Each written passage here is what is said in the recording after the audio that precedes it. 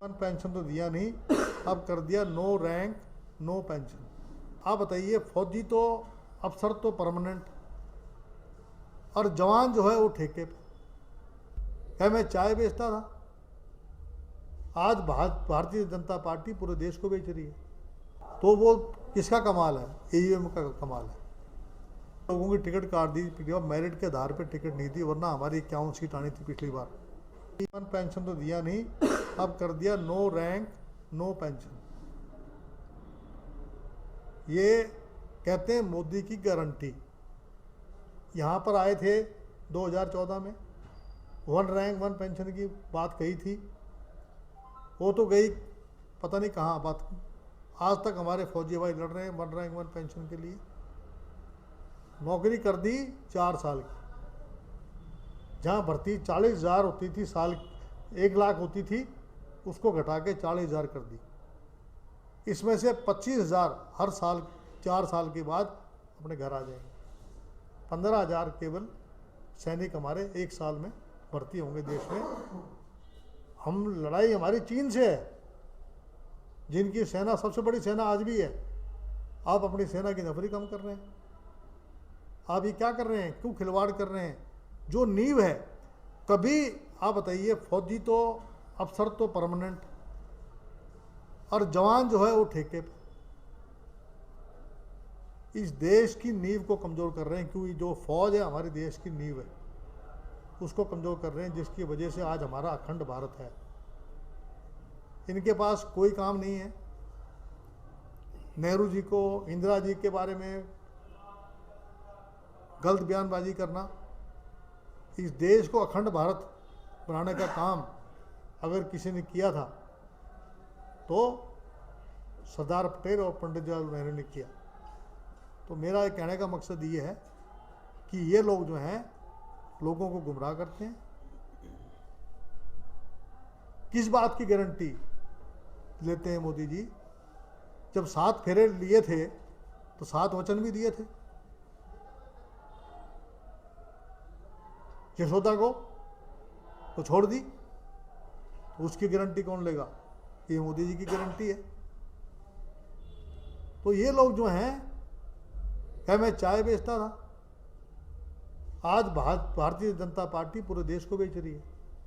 जो 70 साल में इस देश ने कमाया था उसको बेचने लग रही है। तो छत्तीसगढ़ में 35 सीट आई है हमारी, और वहाँ पर जो है 300 सीट ऐसी हैं जहाँ 16 जगह 300 से कम हार हुई है।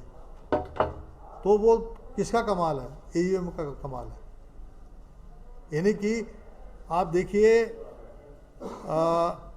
2 बजे 35 और 54 थे, और कह रहे थे कि अभी 16 या 20 सीट ऐसी हैं जहाँ 300 से कम गिनती होनी है। और 95% कई जो हैं मशीनें कहते हैं कि वो उनके जो है सैली वीक नहीं हुए, 95% 4 थी। तो ईवीएम पर भी प्रश्न चिन्ह लगने लगा है, और जिसके बारे में सुप्रीम कोर्ट में दायर भी कर रखी है। तो मैं आप लोगों से कहना चाहता हूं कि भारतीय जनता पार्टी लोकतंत्र का गला घोट रही है। आज ईडी, सीबीआई, इनकम टैक्स का दुरुपयोग किया जा रहा है, और बात करते हैं कि मैं चाय बेचता था। चाय नहीं, इन्होंने तो देश बेच दिया। जो कांग्रेसी नेता है वहाँ पे, उन पे वो रेड पड़ी है 200 करोड़ रुपए, कुछ अभी भी काउंटिंग हाँ, तो जा रही है। अरे भैया, अगला जो है कारोबारी है, उसके बारे में डिटेल में उससे पूछताछ करो। हम कब मना कर रहे हैं कि पैसा किसका है? उसका वो बहुत अरबों खरबों का उसका काम है, उसका काम है जवाब देना। कांग्रेस पार्टी ने का पैसा थोड़ी ना है। इंडिविजुअल आदमी वहाँ का एमपी है, वो अपना जवाब देगा। इनकम टैक्स वालों का काम है जवाब दे भी लेना। ईडी है, अपना जवाब दे भी लें। Law will take its on course. हमारा कोई संगठन था क्या? 31 सीट ले गए थे हम।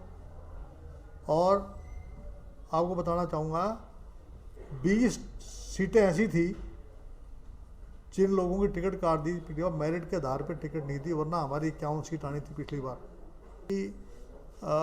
यहाँ पर राजस्थान में, मध्य प्रदेश और छत्तीसगढ़ में लड़ाई सीधी बीजेपी और कांग्रेस के बीच में थी और वहाँ पर किसी वजह से मध्य प्रदेश में नहीं कर पाए, क्योंकि जिन सीटों पर जो कमलनाथ जी ने जो बताया था, जो सीट वो मांग रहे थे ये देने के लिए तैयार नहीं थे, तो कुछ वहाँ पर जो है एडजस्टमेंट नहीं हो पाया, तो उसकी वजह से ये बात हुई है। देखिए ऐसा है, वहाँ पर जो मध्य प्रदेश है उसके बारे में मैं जानता हूँ, 230 सीट में से 95 सीट दी है स्वर्ण जाति के लोगों को, जिनकी आबादी 22 से 25% है, और 230 में से 54 सीट दी है ओबीसी को, उनको दी है 25%।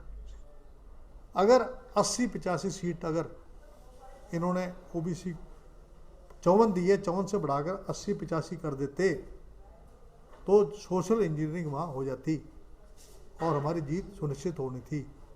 तो वहाँ पर जो है टिकट वितरण में उसकी समीक्षा की जा रही है कि किसकी गलती नहीं है।